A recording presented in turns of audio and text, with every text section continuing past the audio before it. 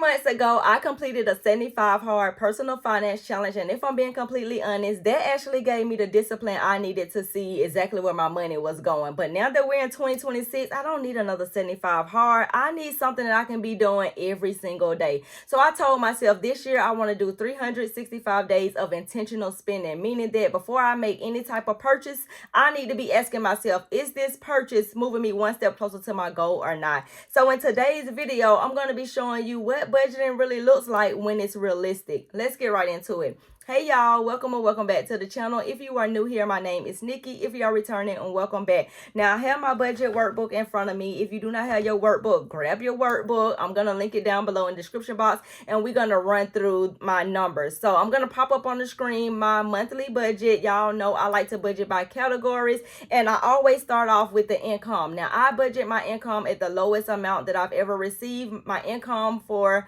this year is going to be pretty much the same thing as it was last year. It's going to be my full-time job and then content on the side. Now I do have those two things separately. So my full-time job money pays my bills and stuff like that. My content money goes into a separate account. Now I do what is called a cashless budgeting system. So just like how people have cash envelopes, I do that with checkings and savings account, and I'll get into the separate accounts as I go through the categories. So the very first thing that I do is budget out my income. So my income this month, for the month of January with my full-time job, I get paid 3 times this month, which I am super excited about. I budget my paychecks at $2,100. That's the lowest amount. And then with my content, I'm budgeting my lowest at $0 because it's like, okay, no money coming in. That is the lowest that you can actually go. So the total income for the month of January that I'm budgeting for is $6,300. So now we're going to get into the part where we're actually spending this money and being realistic with it. So my first category is savings. I list my categories out from the most priority to the least priority, and that's typically how I spend my money. The very first thing I'm going to do is save some money. So anytime money comes to me, I'm going to save some of it first.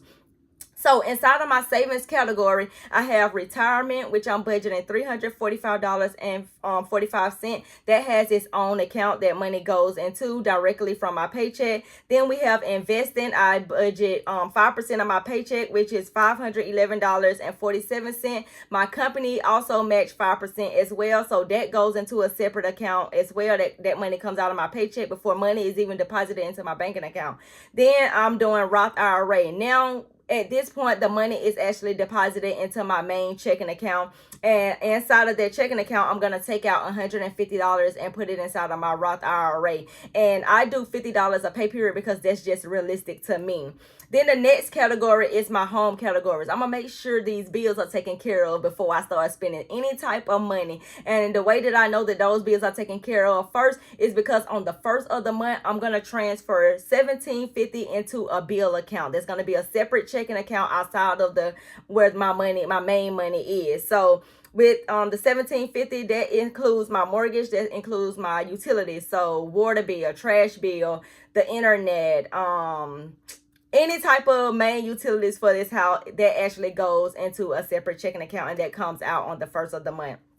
Then inside of my main checking, I have life insurance, which I'm budgeting $13. I have short-term disability, where I'm budgeting $164.88. And then I have aftercare for my son, which is $840, which is a little bit more than it usually is. It's usually around $480, but because the last 2 weeks of school I haven't paid and I haven't been up there, I know they're going to charge me for it.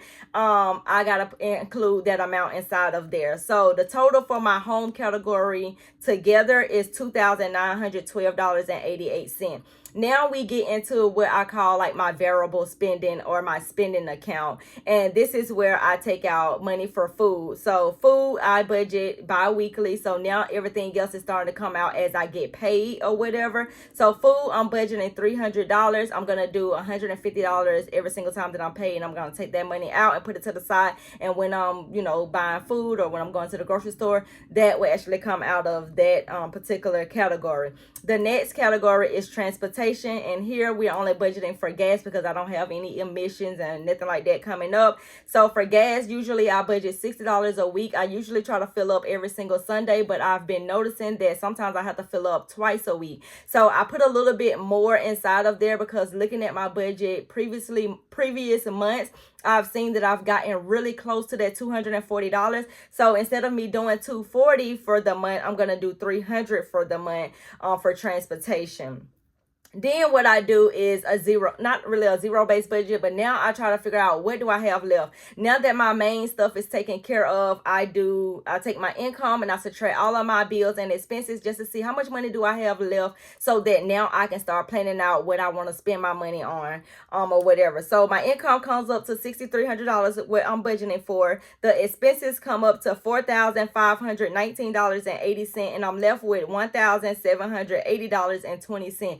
Now is where I start planning out the fun stuff, the stuff that I know that I want to do for the month. So I know that I always go to the chiropractor. I'm on a monthly plan up until March. So my chiropractor is $459.83. I also know that I'm gonna be going to celebrating a birthday in February, and instead of me waiting till February to take out money, I'm gonna go ahead and try to pull out money this month as well. So that's gonna be $250. Then I also want to give myself $250 for whatever it is that I want to do. My friends may want to go somewhere this month. I may want to buy a frappe, or I may want to buy a smoothie bowl or something like that, so I can take money outside of my fun category for myself. And then also I have $50 in there for my son, just in case, the school contact me and say they're going on a field trip, something comes up with his basketball team where he needs money. I can have a little bit of money to the side for him just in case something like that comes up. Then I also want to put an additional $300 in my savings account. Last month I was able to do that, so I want to continue on trying to do that as well.